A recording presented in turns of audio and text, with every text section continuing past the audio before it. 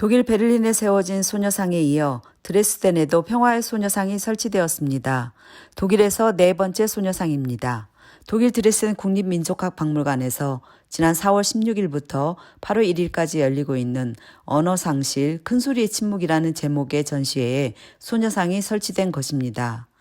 이 전시회에서는 하나가 아닌 무려 두 소녀상을 동시에 볼 수 있는데 실내 전시실에는 이동형 소녀상인 코리아협의회의 용이가 미음자형인 박물관 건물 앞마당에는 이 전시회를 위해 새로이 한국에서 보내온 브론즈로 제작된 평화소녀상이 전시되고 있습니다. 일본군 위안부 문제가 유럽 최초로 국립박물관에서 다뤄짐은 물론 소녀상이 독일 국립박물관에 설치되는 것 또한 처음 있는 일로 큰 의미가 있습니다. 소녀상이 전시된 이 드레스덴 민족학박물관 건물은 아이러니하게도 일본 궁전이라는 이름을 가지고 있습니다. 그러나 건물 자체는 일본과는 직접적인 연관성보다는 과거 작센의 선제후와 폴란드 국왕을 겸하던 아우구스트 2세 강권왕이 소장하던 동아시아 도자기와 마이센 도자기를 전시하기 위해 지어졌다고 합니다. 박물관 앞마당에 설치된 평화의 소녀상은 지난 4월 15일 전시회 오프닝 전날에 열린 기자회견 도중에 개막식을 가졌습니다. 이 소녀상은 전시가 종료된 후에도 내년 4월 15일까지 1년간 전시될 예정입니다. 드레스덴 박물관 연합 총관장인 마리온 아카먼 교수는 기자회견에서 위안부 역사가 독일에서는 잘 알려지지 않았다고 밝혔는데 이 전시회를 통해 앞으로 독일 시민들이 일본군 위안부 문제를 보다 자세히 살펴볼 수 있는 기회가 마련될 것으로 보입니다.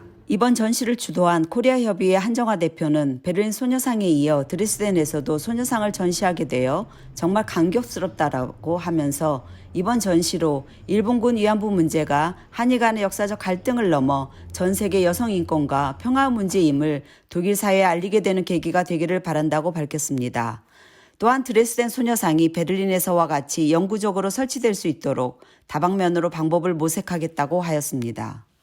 레온티네 마이에르 판메시 민속박물관 관장이자 이 전시의 큐레이터는 이 전시는 집단적 상실과 폭력의 경험으로 인한 트라우마에 관한 전시가 아니라 집단적 트라우마 때문에 생긴 침묵의 시간과 말할 수 없었던 시간을 사회는 어떻게 극복해 나가고 치유해 나가는지에 대해 조명하고자 한다고 밝혔습니다. 그리고 대화를 가능케 하는 플랫폼을 제공하는 것이 박물관의 매우 중요한 역할이므로 이 전시회가 대화와 협상을 가능하게 해서 침묵하게 만드는 것이나 말이 막히게 한 것들을 우리가 같이 극복하는데 이 전시회가 기여하기를 바란다라고 했습니다.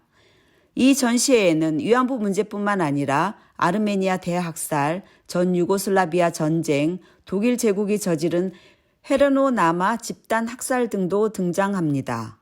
판메시 관장은 몇 년 전 한국에서 나눔의 집과 전쟁과 여성인권 박물관을 방문했던 경험을 소개하며 박물관이 위안부 역사뿐만 아니라 세대를 초월한 기억 작업과 전시를 통해 다음 세대를 교육하고 전달하는 것에 깊은 감동을 받았다면서 언젠가 이 테마를 가지고 뭔가 해야겠다고 막연하게나마 생각했었는데 이 전시를 하게 되어 기쁘다라고 밝혔습니다.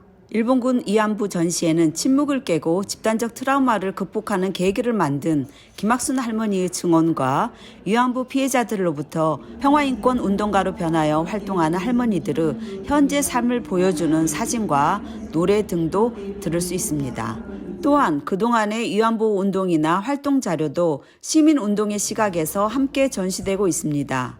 전시품들은 대부분 코리아협의회 무언다운 박물관에서 대여하였고 위안부 운동과 베를린 소녀상 지키기 활동에 참여한 단체들의 현수막이나 피켓 등은 각 단체들이 제공하였으며 고모 씨는 이 전시의 소식을 듣고 여러 도시의 독일 교포들이 기부 혹은 빌려준 것들입니다.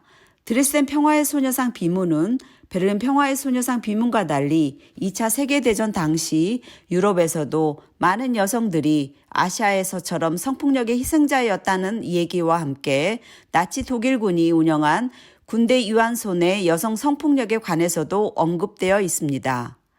전시 기자회견이 있던 날 전시회를 앞두고 일본 측에서 항의와 철거 요구가 있어 기자회견이 있는 아침부터 긴장감이 돌았습니다.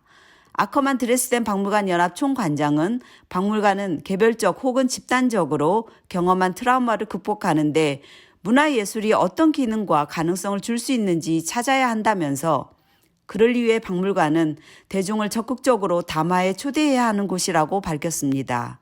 또한 다른 목소리, 일본 목소리에도 의견을 밝힐 기회를 주겠다면서 소녀상에 놓여있는 앞마당에 있는 커다란 둥근 원탁에 앉아 서로 대화를 할 수 있기를 바란다라고 했습니다. 4월 16일 관람객에게 문을 연 이 전시회는 며칠 후 코로나 방역 방침에 따라 다시 문을 닫았지만 독일의 코로나 상황이 나아지고 있는 만큼 곧 다시 관람객을 맞이하게 될 것 같습니다. 어서 빨리 전시회를 찾은 시민들이 박물관 앞마당의 커다란 원탁에 앉아 평화의 소녀상을 마주하는 날이 오기를 기대해 봅니다. 독일 베를린에서 정성경이었습니다.